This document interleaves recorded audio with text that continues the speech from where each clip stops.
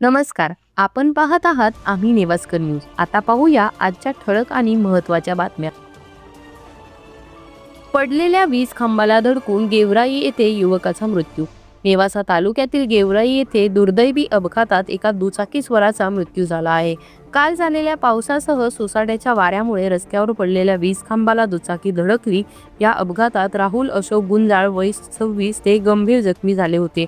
नागरिकांनी त्यांना तात्काळ खासगी रुग्णालयात दाखल केले, मात्र डॉक्टरांनी त्यांना मृत घोषित केले. या घटनेमुळे परिसरात हळहळ व्यक्त होत आहे. घोडेगाव येथे किरकोळ कारणातून मारहाण. घोडेगाव येथे किरकोळ कारणावरून झालेल्या वादातून मारहाणीची घटना घडली आहे. या प्रकरणी सोनई पोलीस ठाण्यात दोघांविरुद्ध गुन्हा दाखल करण्यात आला आहे. फिर्यादी मुक्ताबाई शिदोरे वय 65 यांच्या तक्रारीनुसार आरोपींनी त्यांच्यावर लाथाबुक्क्यांनी तसेच वीट व विळ्याने हल्ला केला. जखमी अवस्थेत त्यांना अहिल्यानगर येथील सिव्हिल हॉस्पिटलमध्ये उपचारासाठी दाखल करण्यात आले आहे. पोलिसांनी बादवी कलम 324, 323, 504 व 506 अंतर्गत गुन्हा नोंदवून पुढील तपास सुरू केला आहे. हमी भावापेक्षा कमी दराने शेतमाल खरेदी केल्यास होणार कारवाई. सभापती पाटील.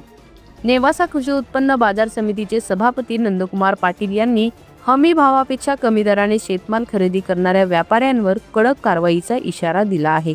केंद्र सरकारने गहू आणि हरभऱ्याचे हमी भाव जाहीर केले असतानाही काही व्यापारी कमी दराने खरेदी करत असल्याच्या तक्रारी समोर आल्या आहेत. शेतकऱ्यांना योग्य भाव मिळावा यासाठी व्यापाऱ्यांनी नियमांचे पालन करावे असे आवाहन करण्यात आले आहे. घोडेगाव तलावात बुडून 3 युवकांचा मृत्यू. घोडेगाव येथे साठवण तलावात बुडून 3 युवकांचा मृत्यू झाल्याची धक्कादायक घटना घडली आहे. प्रथमेश काळे, जीवन आव्हाड आणि शोएब शेख अशी मृतांची नावे आहेत. या घटनेनंतर संपूर्ण गावावर शोककळा पसरली आहे. तलाव परिसरात कोणतीही सुरक्षा व्यवस्था नसल्याने नागरिकांनी तीव्र नाराजी व्यक्त केली आहे. सोनईत राज्यस्तरीय व्हॉलीबॉल स्पर्धेचे आयोजन.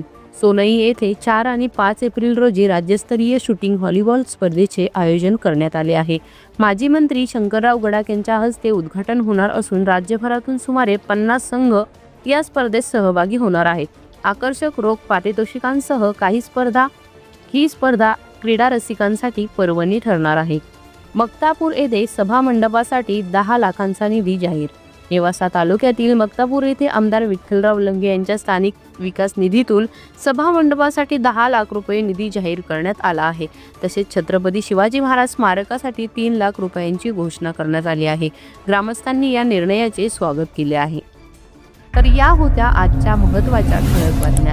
अधिक अपडेटसाठी पाहत रहा आम्ही नेवास्कर न्यूज. धन्यवाद.